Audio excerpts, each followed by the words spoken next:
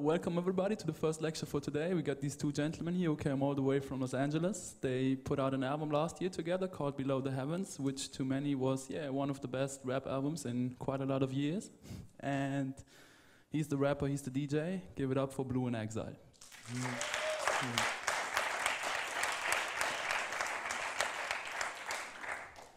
So it's like you're not really the traditional hip-hop group. You work together with other people as well, so maybe you could explain how you hooked up in the first place. Well, at first I was making music with Aloe Black as a group called Emanon, and we later met a group called The Science Project, who was about to start a label with Blu and Miguel and some other folks, and I've always heard about Blu through these people, and one day me and Aloe went to go check out one of his shows, and I was currently working on my a producer project where I had other features of different people, and I saw him perform, and it was amazing. I loved it, and he heard some music that I've done too as well, and we just hooked up and made a song. And after the first song that we made, we started discussing making an album together and what we wanted to sound like in the whole night, you know. So I reckon you and your family, they have pretty much long history with music and in music, so maybe you could break that down. How did it influence you? Your father playing in a band, your grandfather playing in a band? Well, my grandfather, he taught music. He played things from traditional Italian music to even Mexican mariachi music. And my father played in a 60s garage rock type of band called Lost and Found, and one of the records was actually remade or reissued in London, and they both taught music.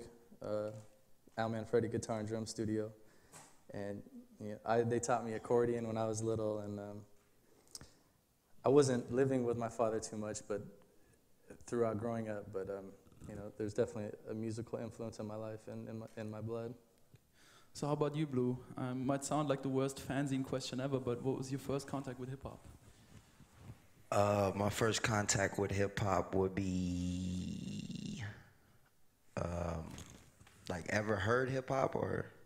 Yeah. The first time I ever heard, my dad gave me, that I can remember, Bad on cassette, LL Cool J's Bad on cassette. And I thought that was dope, but as soon as I got home, my mom's took it from me. You know, she was like, it's not going down. But yeah. So how did you get it back then? I didn't. I got it on vinyl a few years ago. It's my first time getting it since. Yeah. So you coming from Los Angeles, but there seems to be a strong, East Coast lyricism type of background in there. So what was like the rap albums that influenced you the most? Well, to rap, first album I heard that made me want to rap was DMX's "It's Dark and Hell Is Hot." For real? Yeah, That's dope. Yeah, I was listening to Al Green and a lot of Kurt Franklin and what's old boy to be singing? It's like a bunch of gospel albums, I forgot the other dude. He was probably Fred Hammond or something like that.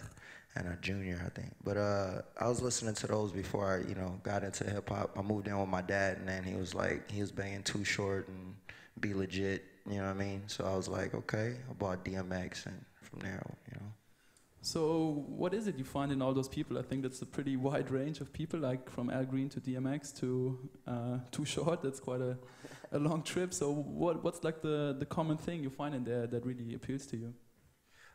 In hip hop, what appeals to me? In all those people, like what's if you Al Green on the one hand side and DMX on the other? Yeah, well, Common, I got into Common. Common, from DMX, I went into Redman, Cannabis, the whole freestyle era. Started freestyle battling, and then from there I got into Common, and then it changed. So Common majorly influenced me musically, as far as another hip hop artist. DMX had me writing some stuff that you guys will never hear. You know what I'm saying? There's some. But you guys should know that his stepfather really suppressed his hip hop listening, so he wasn't able to freely listen to, hip hop. They would take things from him, as he said. So I had "This Is How We Do It" under my bed, a little cassette single. Yeah. so common then. So one day it all made sense, right? Yeah, pretty much. Yeah, I think this the one day it'll all make sense was kind of crucial for your career, right? The album. Yeah, that was the first Common album I heard.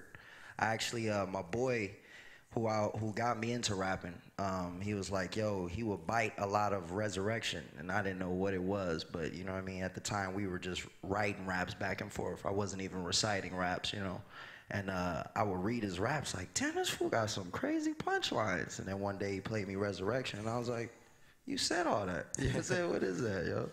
But one day it all makes sense. I did hear before, and that really changed me. It was the first hip-hop record that I heard that it was just so many topics, so many concepts, a rapper with so much to say, you know what I'm saying, without having the craziest style like a Busta Rhymes or a DMX, you know what I'm saying, to make up for the lyricism, you know. So after the album you did with Exile last year, you released 2 other albums, one with C.R.A.C, formerly known as Lex, as Crass Knuckles, and after that with Mainframe as Jonson and Jonson. So what's with you and these collaboration albums? What's so special about this, 2 people in a room creating one album? It's more so like a vibe you get, and it's when 2 people come together more so than one person directing a record. It's like a sound that gets developed, you know what I'm saying, or a certain direction or something cohesive about it. I like, you know, each project to be different, completely different, either the sound or the direction or the concepts, whatever it may be. So when I work with many different producers every year, all year round, and still do, but every now and then you meet someone who's like, yo, the vibe was just clicked off, you know, and you just go from there. And each of them, like me and Exile, it took us 3 years to do the record. Me and C.R.A.C, it took us 7 days to do the record. Me and Mainframe, it took us about 2 years to do the record, you know. I think it took us less time to that, but it took it that long to get put out. And also I was working on another project at the same time, the Dirty Science album I did. So. Yeah, it still took us 3 years. Little disclaimer. No. Yeah. So when you say the one album took you 3 years, the other album 7 days, what's the main difference in result? Where can you hear that? I think we spend a lot of time developing, you know, the sound and learning things, and you know, I think that's why he was able to possibly, you know, work more freely doing the other record, which actually was being recorded as we were doing the end of the album. So there was like 3 albums being made at the same time, really. Okay, so maybe you could play some songs of the album so we get a better idea of what you are doing. I gotta hook up my iPod. Is like, you can do that? Ho.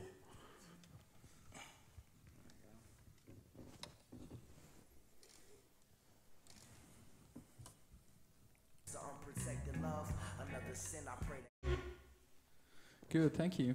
No So worries. yeah, I think you can tell that's a total different vibe from what you played before. So what was the concept behind that one?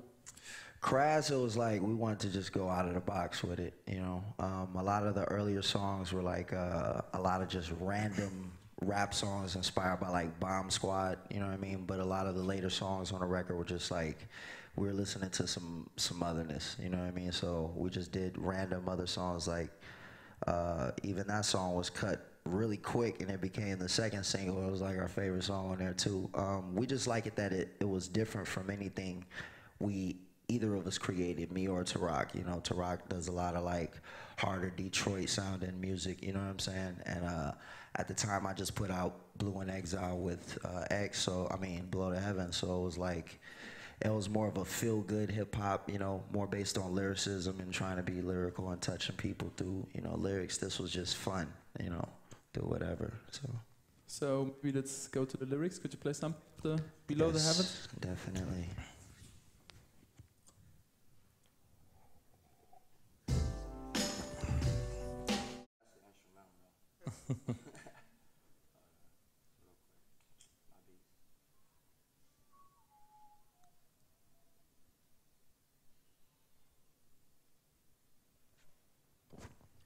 I just realized I just have the instrumentals. I could do the verse though. Yeah, that would be good. All right, it goes. That song is called Soul Amazing.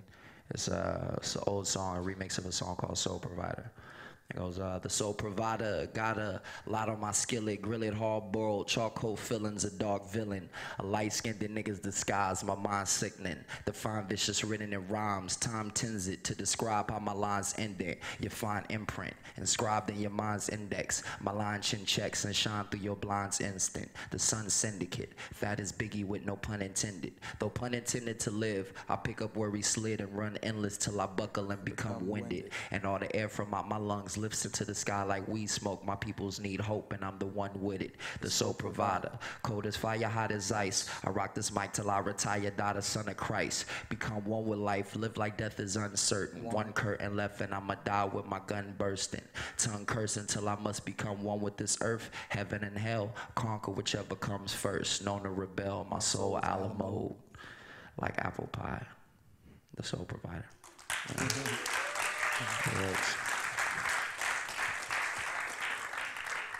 So I think X, when people first heard about Blu, I think it was something new to a lot of people because he either stand out from radio dumpness, but from indie rap boredom as well. So what do you think is so special about him? What made you want to work with him? He just he writes stuff from his heart, and although at the time he really wanted to just get across his spitting, I really wanted to try to pull out of him, stuff that, is in his heart. And just to really battle everything else that's going on inside of the hip-hop music scene, a lot of times now it's just to get you hyped and drunk and, not thinking about anything else but just wilding out. And I just miss in music, truth being what appeals you to it, something truthful, like, the personality of an artist and things like that. I think he's able to show his personality with his lyrics. So I think in every single of the rave reviews that came out when Below the Heavens dropped, it was always like, yeah, hip-hop is so whack nowadays, finally somebody brings it back.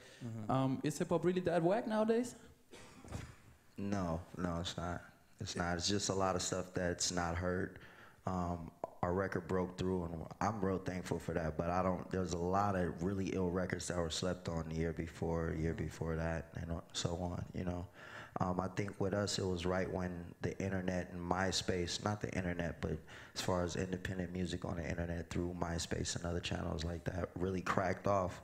So it helped us. Like, it was just in the nick of time, more so, I think there's just two types of hip hop out there. There are two different people who are motivated by different things. And right now, there's a lot of people who are just motivated purely off of money. So they're making songs to make that money, to achieve, what's motivating them. And there's a whole nother side of hip hop that's not getting the light because there's just not a media pushing that, that's motivated by love or just by being creative and doing something different. We'll talk about this whole money issue later on, I think, but you were mentioning that it's important, you think it's important for a rapper to be truthful in some way and show his personality. Why is that? Like, why?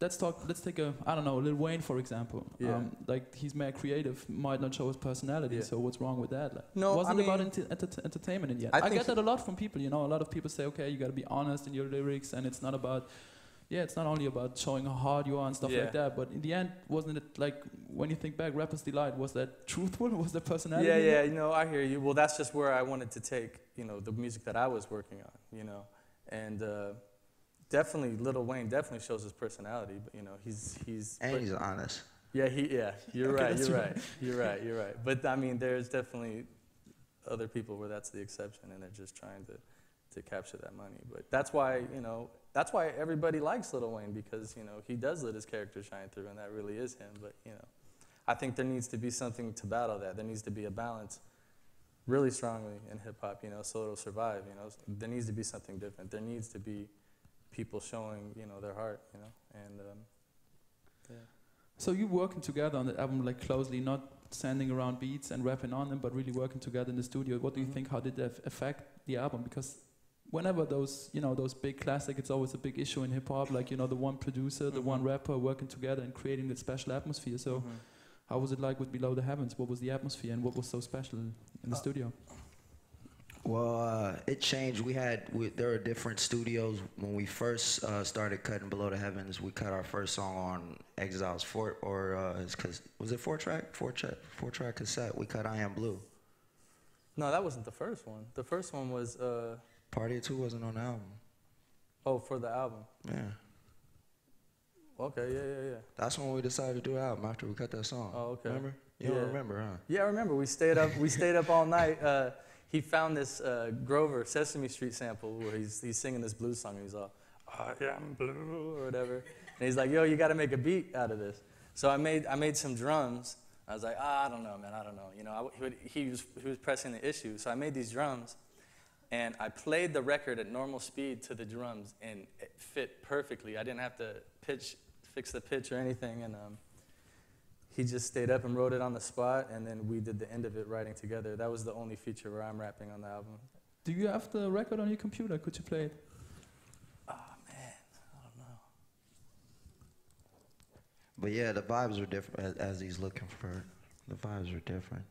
And this is the recut version, which Exile, wanted the 4-track version. That was my biggest regret on the album, was not using the 4-track version. Man, I only have it on the instrumental, man. It's terrible. Yeah, we only So these gentlemen are not really prepared. I could play the instrumental, I mean. The instrumental and then the rapping? That would, yeah, go ahead. Oh, with the rap. All right. I got it right here. Go ahead. This is the older one, though, for sure. Oh, yeah, give me that. Is the 4-track? Nah, it's the instrumental.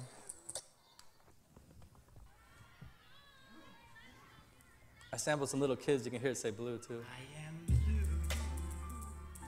That's what's up. So all the beats on the album, I guess they were made on this little machine that might be familiar to some hip-hop producers. So the MPC. Yeah. Yeah. What do you like about this machine? I guess you always make beats with this machine, I mean, before this, I was working on a Roland MS-1, which is about like 8 pads, and there's no quantizing or anything, and there's no looping except for a live loop. So I'd actually have to hold down like samples. Oh shit, sorry about that. Hold down samples and play the drums while I'm holding it down, and then press the change up of the beat. And I mean, you don't have to do that with this, so that's why this is appealing to me, and it's still kind of the same thing. And I just stick with it because it's just what I know. But and plus, I'm too broke to buy other stuff. But, Well, there's cheap software. Why? I think it's cheaper than ever. Why not stick to software? Or soon enough, I'm gonna try to make the switch to that, and so I can have more synth sounds and stuff like that. But I think still you got sort of a love relationship with the MPC, and you always also use that live on stage when you perform. Yeah. So maybe you could show that to these gentlemen All right, here. Sure.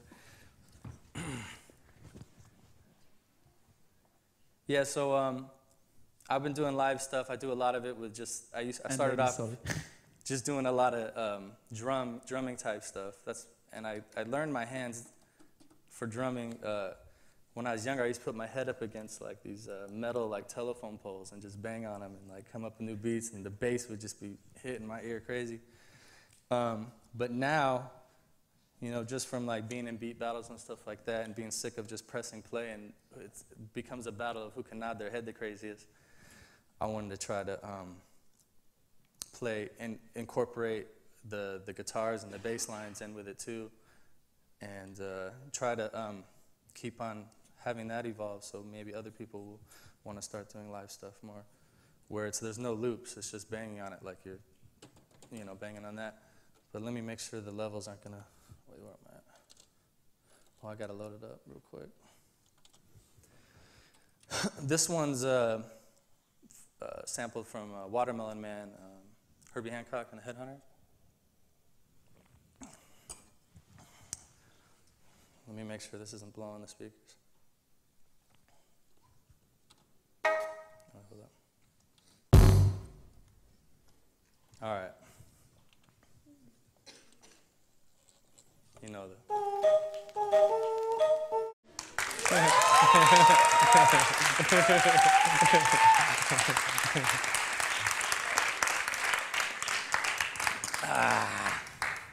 So this is how you make beats, right?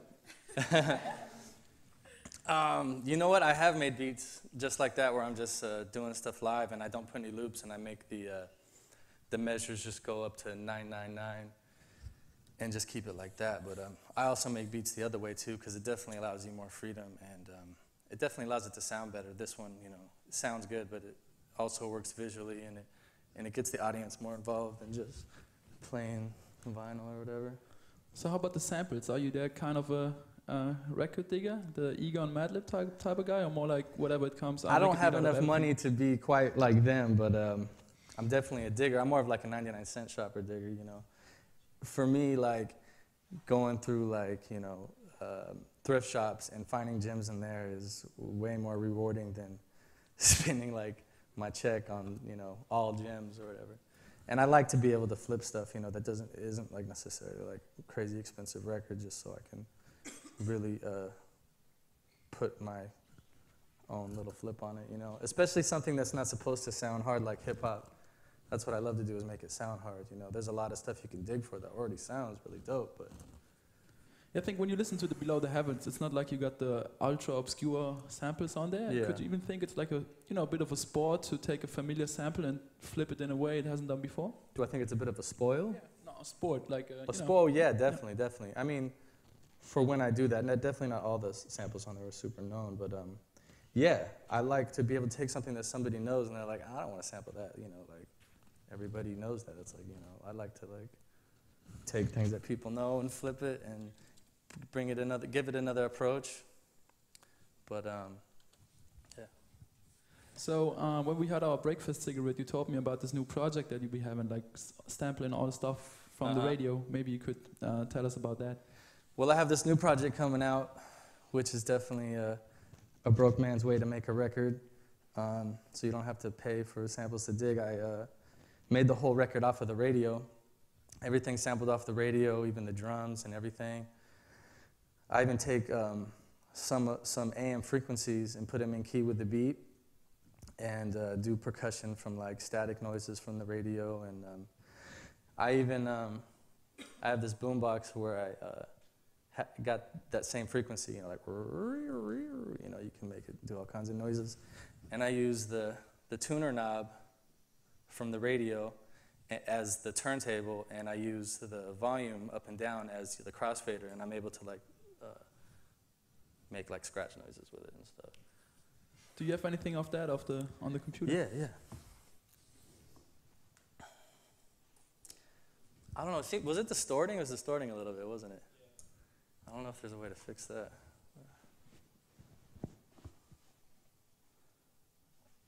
Let's see.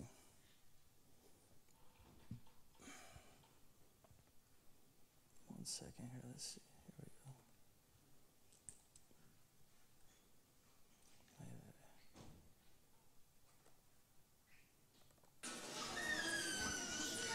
Here we go.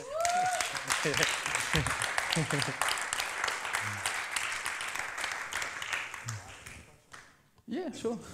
Yo, you know how many different loves was that from the same, like how many different songs? Well, actually, Carlos Ninos on Space Waves Radio was doing a fundraiser, as they always do, for his public radio show, and he was talking about, you know, love in the sense of getting money to bring it to the station and like all that types of stuff. Like, make sure you do. So I flipped his words, so it's like, you know, if you haven't gotten, he's like, if you haven't gotten the CD yet, make sure you do. I was like, if you haven't gotten love yet, make sure you do, and all this. So I got that from his record, and then the other love from another record that he was playing. So yeah. No. That was Carlos. The other one was what is his name? Oh, man. The White Triple. Yeah, there you go. I knew that. Yeah, from the Dwight song. So. I always wanted to do an instrumental project, but I didn't really just want to put beats out there. I wanted to try to communicate a message of stuff that I've learned in my life, and so there's definitely a lot of different things being represented on the radio, from you know, evils to wonderful things, you know. So I tried to represent them both on the album. But. Was radio a big influence growing up? Like for us Germans, it's Oh, kind of yeah. hard to imagine Yeah. because like at the moment you moved on from Willy Vanilli and Vanilla Ice, you couldn't turn the radio on anymore because there's no decent radio station. So was that an influence for you? Oh, majorly. K-Day radio was a major influence on me. My mom's boyfriend at the time, you know, introduced me to it and really turned me on to hip hop even more. I mean, before that, my first 2 tapes were the Sex Pistols and LL Cool J Radio. Ironically, my album's called Radio, and that definitely helped lay the foundation of my love for hip hop. What made you go for LL Cool J instead of the Sex Pistols?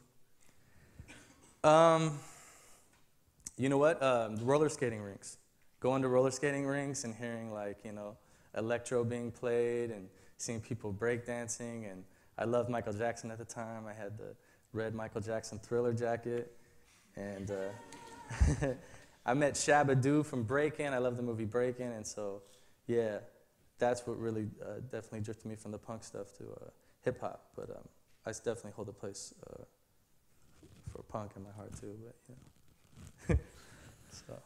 So talking about electro, maybe you could answer that question. Do you have an explanation for that phenomenon that suddenly all like the hardest backpack type of guys, you know, the really hard underground Nazis, they all get wet panties now when they listen to Ed Banger and stuff like that? Is there when they listen to who? To like, you know, electro music, techno music? What's do you got an explanation for that? You mean like Kanye and stuff like that? Yeah, it's those people, yeah. Well, I mean, he's the same age as I am, so I'm sure he was listening to the same stuff I was, and you know, he, as any respectful artist, will definitely put what they're influenced from into their music, you know, and I think that's what they were doing, you know, just. I'm sure they always loved electro, but there wasn't, you know, back in like '95, probably wasn't the time to bring it out, and now they found a way to incorporate it back into the music. So with your beats, I think there's definitely like a strong influence of what's going on the West Coast beat-wise. Is there any like inspiration you draw from that? Like, yeah, definitely like Zap and, you know, like One Way, like boogie stuff like that. You know, it has that real like, you know, head nodding type shit, and Dre and like King T. You know, I was a big fan of Pooh and all those cats, Battle Cat. Yeah, you know, that's some West Coast shit, but I mean, everybody across, you know, the globe was influenced by it too, though, as well. But so when you work together, is it ever an issue that there's sort of an age difference there? I mean, you're not way older, but it's still 7 years, and I think Zap might not be the biggest influence for you, right? Yeah, Exile don't. Sometimes I want to talk about some stuff. He'd be like, "Nah, man," and it's just that shit. But he don't be feeling it. For example. Like, if I do a joint like Up All Night, and I'm trying to get that to Exile, he'd be like, "Nah, man." I really don't think he always complains that he wasn't able to do stuff that he had done on Jonson & Jonson on my beats. Yeah. But to be honest, my beats did not. What's the word I'm looking for? Cater to that sound, and it sounds way better on what they did, man. And I personally think it was a blessing to that album for me not using it, because I think it built up his wanting to do all that stuff into this energy, which was Jonson & Jonson. And C.R.A.C. Yeah. So how about the next Blu Exile album? Already any plans for that? Yeah, we plan on it. We've had different ideas of how to approach it, and we're just waiting on timing, right time to do everything. Exile has about 3 records coming out. I got 4 sitting, about to release. So we're just cleaning our plates and waiting for the perfect time. How do you write anyway? Like, I think the Below the Heavens album, there was pretty much like a whole life in one album. Now the Crass Knuckles, more of a fun thing. So how do you write? Are you the write book type of guy, like a laptop type of guy, or do you hit a beat and then write off the top? I write. I just got a laptop 2 years ago, so I type slow as hell. Like, when I first started hanging out with Blu, you know, we were all hanging out with a bunch of different MCs at the time, and they would this blew me away, because they would just play a beat and there'd just be like like 3 MCs just writing all at the same time, and like when I write, I gotta like write a little bit and stop the beat and get you know my head around the idea. They would just go strong, just beats playing nonstop, just writing. It was dope. So you only got your laptop 2 years ago. I read that you didn't even have a cell phone a year ago. Is that true? Yeah, I've had a cell phone since probably '03. Yeah. Okay. So what is it, '08? Yeah. Yeah, so that's nice. Yeah. Me so, either. But talking about the whole laptop thing, I mean, it's kind of obvious that nowadays it's pretty important not to only make music, but to get it out somehow. Yeah. And you've always been pretty strong on the whole MySpace and internet stuff. So how important is that for you, like even when it comes to creating the music? Yeah, I just put Pro Tools on my laptop, you know what I mean? So I've been making beats recently, so I'm in a production, and I've been doing that for about 2 years, but I just put Pro Tools on my laptop, so my laptop just got important to me. Before it was just checking messages. It was like my phone, you know what I mean? A big ass phone, you know what I'm saying? But now it's just like I get to make music on it, so it's really dope, you know what I'm saying? Yeah, but Blu's got beats for sure. I got some beats, yo. And talking about, you know, promoting your stuff, I think the guys who will come here this afternoon, they'll have some more to say about that. But I think you're pretty strong on that whole thing too, because I think people who listen to your music or are likely to listen to your music, they're very strong on the whole internet thing. So is that important to use that as a tool? It was timing, like I said before. It was just like it happened. The whole internet thing, the MySpace thing happened like just right when our releases were coming out, right when people were discovering who we were or who I was, you know what I'm saying? So it was like, it was different. Exile was putting out mixtapes when it was tapes, you know what I'm saying? So it's like, it's just different timing. And now it's like when I first got MySpace, I was denying people I didn't know, like, who is that? Who is that? And the label was like, yo, man, how you gonna expect to sell a record? You know what I'm saying? If, you know, so it's like, it helps, but it's really more so, the means of marketing now is the internet, you know what I mean, period. So it's not that I'm going for the internet. All labels are. Everyone marketing anything markets to the internet strongly. And even like formats, I mean, I think a group like you 10 years ago would have been on Rockers, sell a 12-inch and sell like, I don't know, 120,000 copies. Nowadays, if you put up a 12-inch, maybe it's like 12 copies. So I think the whole format has changed, and you quite adapted a lot to it, like with putting out albums such a fast pace, and you know putting stuff on the internet, the free tracks and everything, and maybe even you know not caring if somebody just offers as a free download. What's your take on that? Well, it was hard to digest before because like Below the Heavens leaked a year ago, you know what I'm saying? A year before its release, should I say? And Jonson leaked a year ago too, and was just released, you know what I'm saying, this month. So it's like, it hurts that it's like, I didn't get to put that out like I wanted it to, or it wasn't heard like I wanted it to be heard, you know what I'm saying? But what it did for me was so much, so I can't knock, you know what I mean, people downloading records. I mean, that brought me here, you know what I'm saying? It's like, there was only 3,500 CDs of Below the Heavens pressed, you know? So the downloading and the, you know, the iTunes and all that, man, that's what it is. How about working morals? I think it's kind of important for a hip-hop artist nowadays to have, you know, new songs coming up almost every week, every month. Is it kind of hard for you sometimes, like coming from a perspective where it might take you a bit longer to write a lyric and not just put something down and put it over a beat and do a freestyle or whatever, how they call it? Is it kind of hard for you to keep up with that pace, or is it more like just No, I definitely don't try to even keep up with that pace. The reason why so many records have come out is because, like, I've had the records, all the records were done in 2006, you know what I mean? We're set to release way earlier, you know what I mean? But since then, it was like delayed, so we've added things and touched them up, this and that. But the reason why they've all come out is because it took so long for labels to put them out, you know what I mean? So it seemed like I was just fitting the demand. Okay, here's another one, I got, you know.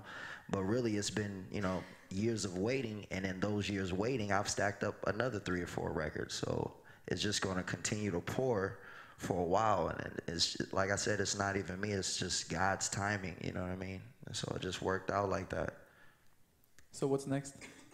Next will be my first production record as a producer. My boy Scene from Brooklyn is rapping on the whole record. It's dope. It's just that'll be dropping top of the year. We're actually going to be doing Below the Heavens live. That's going to be dope. We're doing, with a band live, with a band and everything. And then we're doing, I have a somewhat like an alternative rock album we did like 2 years ago, which will be, just thrown out there. We're not gonna really promote it. I'm not trying to do no interviews or nothing for it. We just want it available, you know what I'm saying? So that'll be out. And under Bob Smiles, that was with Mainframe, and a band that was with Jive named like Dirty Blonde. A lot of their musicians came and worked with us on that record, different singers. And and I have a soundtrack for a short film, God is Good, and that'll be coming out too. So this kid from Brooklyn, MySpace friend? No, he stays in LA now, so I've known him for a few years. He's been in LA for about 4 years, So, but I think you're still an MC first, or you would consider yourself an MC first. So when you make beats, what it's like, do you come from an MC perspective? Do you think about somebody could rap on that? Definitely. So it's crazy because a lot of MCs tell me that they can hear it in my beats that I'm an MC just because of how I set up the beat for the rapper. You know what I mean? It's real simple. It's nothing like.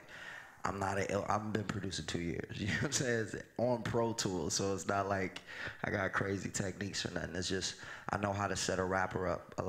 I helped Mainframe out a lot on Jonson and Jonson. That's where I got into it, and loops and chopping and everything. So he would help me out too sometimes. I'd be making beats and he'd be writing and giving his suggestions and stuff. I was telling me. I was like, man, you need to make beats. He's like, nah. I'm like, man, you're tripping. You could really make some beats. And I'm so glad they finally did. So how about you rapping? Me rapping? Yeah. Yeah. I actually got a rap record coming out hopefully in the summer. It's all recorded on the 4-track, mainly because I didn't have Pro Tools at the time and I just wanted to get that out of me, but also just to show what you can do with just 4 tracks. And I love the sound of it. I mean, the first stuff that we started to sell was all 4-track, so I just wanted to touch back to my 4-track roots. And yeah, it's me rapping. And Blu. It is really dope. It's really, really dope. Like radio and cassette, both of those records I think are very huge records for hip hop, yo. I'm really looking forward to them myself, personally. I actually changed the name to 4-track Mind, so that's what it's gonna be called. My bad. So you said you needed to get it out of you? Yeah. What does that mean? Like, is it sort of a therapy thing? Definitely therapy. I just it was time, and I wasn't gonna let not having Pro Tools hold me back. I always had the 4-track, so I was like, fuck it, plugged it in and just started going for it. A lot of the record actually is freestyle. I approached it in this way where I would just rap how I felt it, and if I ever fucked up, I would just rewind it and then punch in and just build the songs as I go. Most of it is like that. So as far as the live thing and putting together a band, how did that come about? What made you want to do that? Well, Blu actually was always talking about it, and now we're finally getting it together. Yeah. Just working with Coochie Monsters did the outro for the Below the Heavens record, which is just some homies that I was staying with at the time. So they're all like musicians from different bands. So we just all came together. We've known each other since high school. So we're like, yo, we got a ill bassist, ill guitarist, and we're just gonna come together with some singers and the rest of the musicians. And with Exile on the MP2, it's gonna be pretty crazy. Why is it that performing hip hop with a live band in, let's say, 93% of all cases just doesn't work? Why is that? Oh, go ahead. Okay. I think because I don't know. Because they're using new sounding drums. You need grimy drums. You can't do a hip hop thing with some real sharp drums and shit. You need some old 60s drums. You mean recorded or live? Well, not even talking about recorded, but even live. I think usually it's kind of embarrassing. Yeah. Sometimes you just be like, it was like an era, I think, when the bands was just real potent. Hip hop bands was just real potent. I think it died down majorly, I think. Yeah, so I think because of that, that's why, I'm thinking it'll be dope to hit LA with it, New York. So you mentioned the next Blu Exile album. do you think it would be kind of hard to do another one? Because like the first one, I think it was like complete in a way, you know? It showcased you as a person, showcased you as a producer, had this really special, unique, homogenic sound. So how do you think you could come up with like a next one? Yo, man, we've learned so much and grown so much that like I've been amped so many times, so many months. I'll just hear a couple Exile beats and I'm like, dude, let's just do the album. You know what I mean? Let's just bust it out. But I want us to have the same amount of time to be able to put into, like we put into Below the Heavens. But we've learned so much since then, like based on other people recording us and stuff like that, you know? So it's like timing then. Now it's like we could just bust out the record so quick on our own. And how much we've learned as far as lyrically and production-wise, stepping it up wouldn't be hard for us at all. I'm actually really looking forward to it. Yeah. So you really seem to be a group type of guy, you know, always working with other people. How would the Blu solo album look like? The Blu solo album is gonna be a 3-part album. It's gonna be like 3 EPs in one. That's next summer. I don't really wanna, you know what I'm saying? I just started it and there's like 4 more records coming out before that one. So when it comes, it's gonna be nice though, man. I'm putting the most into that record, you know, lyrically, not lyrically as far as like rapping, but like songwriting, you know what I mean? Song structures, transitions and all that, melodies. I'm trying to go heavy into that, you know, make big songs, not big like pop. He could sing too a little bit. Not big like pop, but yeah. No singing. From me, other singers, definitely. I'm trying to write for other singers throughout the record. He's lying. Yeah. So you're a very modest person. How come you became a rapper? Because no one will listen to me. So, you know, so I just started rapping. Were you a shy guy like when you was younger? Yeah. Really? Yeah. I was very little, yo. I got tall after high school, so chicks used to always think I was like young looking and stuff, you know. So it kind of worked out. When did you start rapping? I think it was kind of late, right? Not that kind of I'm 8 years old, I want to rap now. 10th grade, DMX, yo. Yeah. Boom. I was like, what? Yeah. So is it still hard for you to go on stage and do whatever you need to do up there, or is it like you're a different person when you're on stage and grab a mic? Well, let me see. For a while, for years, ever since I started rapping, it's been an ease. It's just been nothing. Now that like the demand is building and the shows are getting bigger, like I'm starting to get this you know, the butterfly jump off, and I'll be like, yo, what the hell? You know what I'm saying? But I didn't even know what it was. I thought I had, you know, do number 2 every time, but I didn't. So I realized it was butterflies, and now I'm kind of just mentally getting over it, like, you know, stop tripping. But it's there though, that nervousness, I guess, is there. And how about laying down tracks that are kind of personal? Like, I mean, I'm not a rapper, obviously, but I think it would really be strange to, you know, tell people you don't even know about your life. Ain't that hard sometimes? It was easier when no one was listening, you know? So it was like, oh, okay, just rap what you know what I'm saying? And it's harder now because it's like, they dig, you know, you give them a little bit of, you know, personal stuff, and they wanna dive into that more, and it's like, okay, some things you wanna, you know, it's really personal, you know what I'm saying? So it's, but I don't know, I guess as an artist, you do give that up, you know what I'm saying? You got, you know, as like an entertainer, should I say, more so, you have to give up a bit. So I'm not really tripping. I'll always be someone who raps about what comes from here, because I don't, you know, make up. Well, this whole thought of people listening to what you're actually doing, is this something you have to fight? Because I think a lot of artists, you know, they do interesting stuff when they're young and not known, then they blow up and it gets boring because they think too much about the perception of people and stuff like that. Is that something you consciously fight when you write?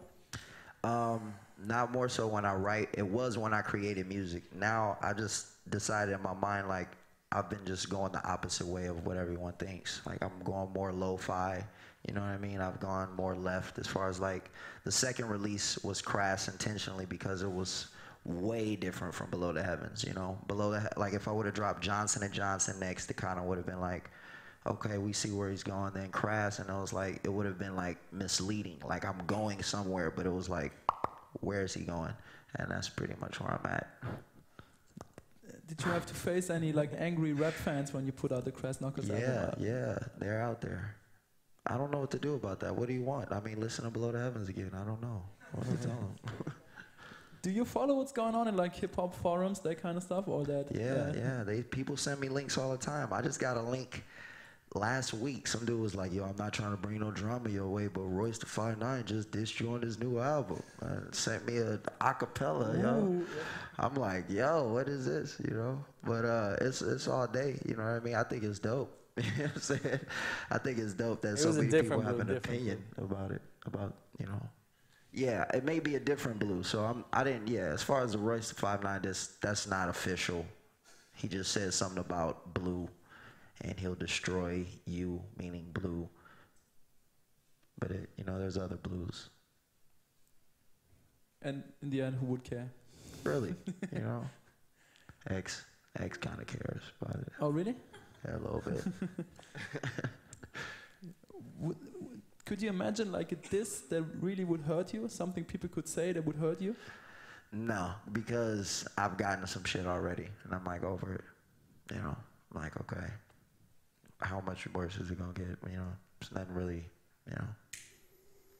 How important is it for you to, you know, to be accepted with what you do? And I think with the history you have and stuff like that, and stuff you've been through, how important is it still for you to put music out there and, you know, reach people? It's very important. I mean, because that's the reason why I do it, you know?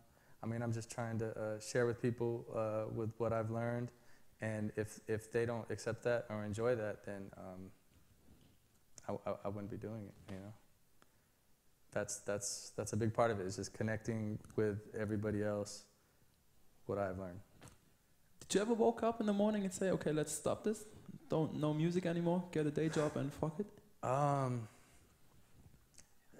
Yeah, I mean, sometimes, yeah, the pressure gets crazy because, I mean, being an independent artist, you really got to be part of the label. You know, you really got to be on them. Like, sometimes I feel like I'm the majority of the label because I'm telling them things that they need to be doing. I want somebody to be telling me those things. So, you know, I go through the trouble of making the whole album, and, you know, it's definitely a wonderful thing. Sometimes, you know, I reach low points while I'm making it, and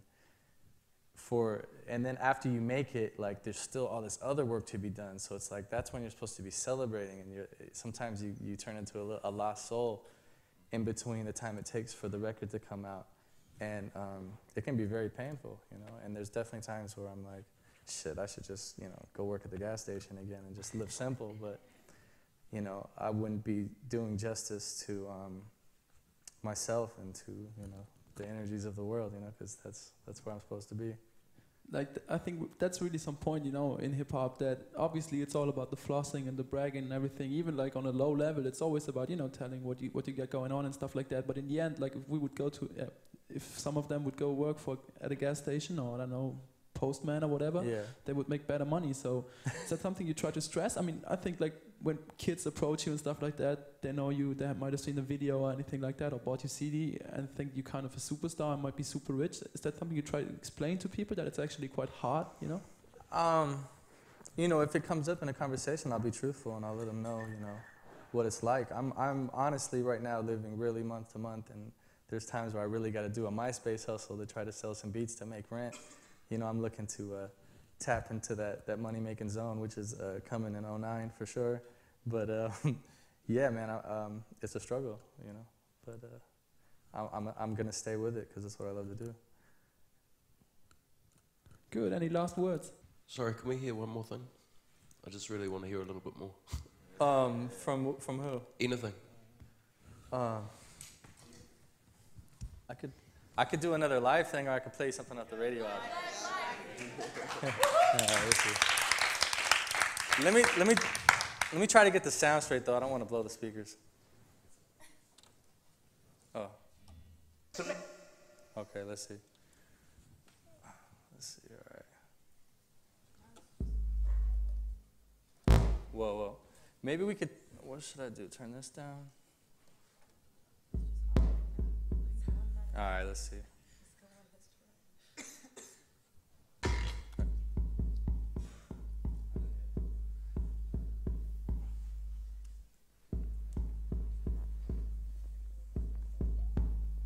the speakers were uneven. Oh, all right, let's see.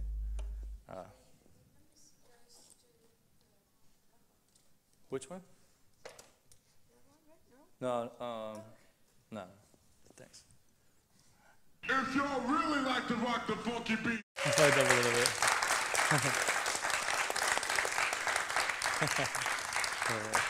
You want to play something? No. Oh, no. Yeah, like it.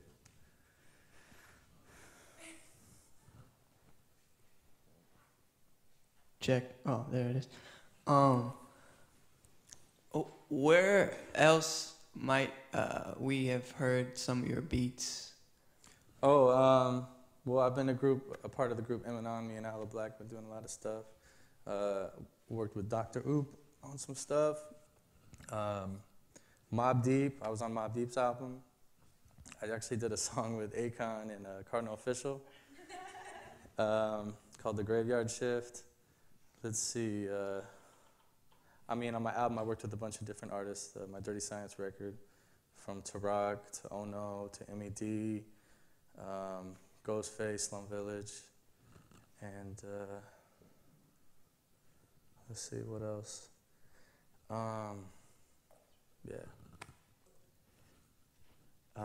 Thank you so much for having us here. This is such a wonderful thing to connect with all these musicians, and thank you so much. Thanks for listening. Give it up once again for Blu Exile.